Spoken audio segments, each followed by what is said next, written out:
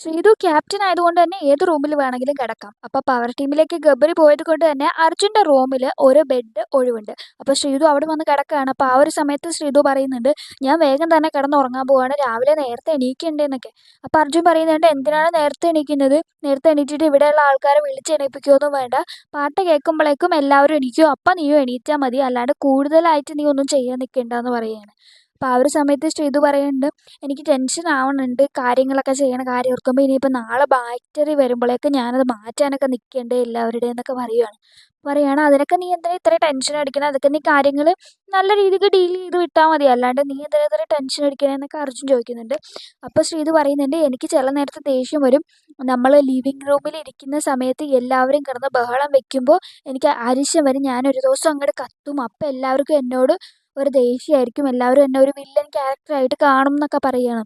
അപ്പോൾ അർജുൻ പറയുന്നുണ്ട്, നിന്നെ അങ്ങനെ ആരും വില്ലൻ ക്യാരക്ടറായിട്ട് കാണില്ല നീ ദേഷ്യപ്പെട്ടാൽ പോലും.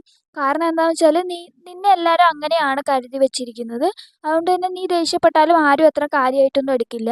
നീ അതൊന്നും ഓർത്തിട്ട് അത്ര കാര്യമായിട്ട് ടെൻഷൻ അടിക്കേണ്ട ആവശ്യമൊന്നുമില്ല.